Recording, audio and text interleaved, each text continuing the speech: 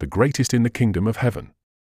In that hour the disciples came to Jesus, saying, "Who then is greatest in the kingdom of heaven?" Jesus called a little child to himself, and set him in the midst of them, and said, "Most certainly I tell you, unless you turn, and become as little children, you will in no way enter into the kingdom of heaven. Whoever therefore humbles himself as this little child, the same is the greatest in the kingdom of heaven. Whoever receives one such little child in my name receives me," causing to stumble.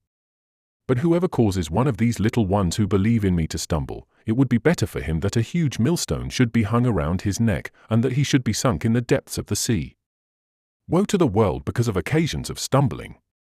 For it must be that the occasions come, but woe to that person through whom the occasion comes. If your hand or your foot causes you to stumble, cut it off, and cast it from you. It is better for you to enter into life maimed or crippled, rather than having 2 hands or 2 feet to be cast into the eternal fire. If your eye causes you to stumble, pluck it out, and cast it from you. It is better for you to enter into life with 1 eye, rather than having 2 eyes to be cast into the Gehenna of fire." The parable of the wandering sheep. "See that you don't despise one of these little ones, for I tell you that in heaven their angels always see the face of my Father who is in heaven. For the Son of Man came to save that which was lost. What do you think?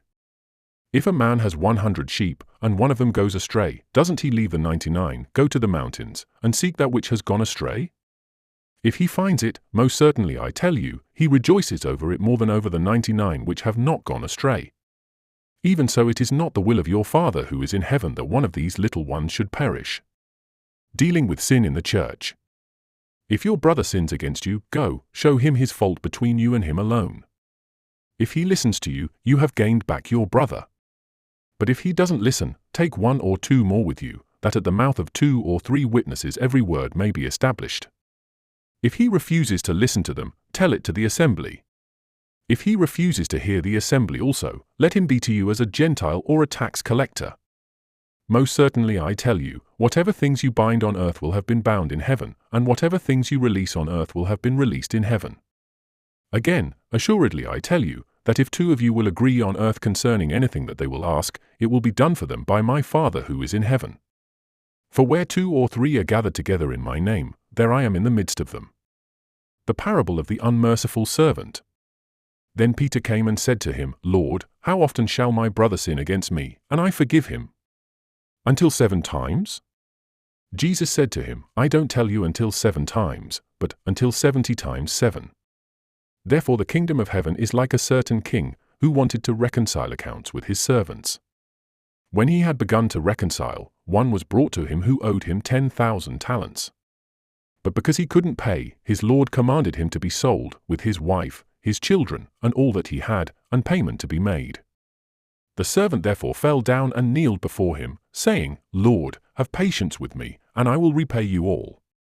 The lord of that servant, being moved with compassion, released him, and forgave him the debt. But that servant went out, and found one of his fellow servants, who owed him 100 denarii, and he grabbed him, and took him by the throat, saying, 'Pay me what you owe.' So his fellow servant fell down at his feet and begged him, saying, 'Have patience with me, and I will repay you.' He would not, but went and cast him into prison, until he should pay back that which was due. So when his fellow servants saw what was done, they were exceedingly sorry, and came and told to their lord all that was done. Then his lord called him in, and said to him, 'You wicked servant! I forgave you all that debt, because you begged me. Shouldn't you also have had mercy on your fellow servant, even as I had mercy on you?' His lord was angry, and delivered him to the tormentors, until he should pay all that was due to him.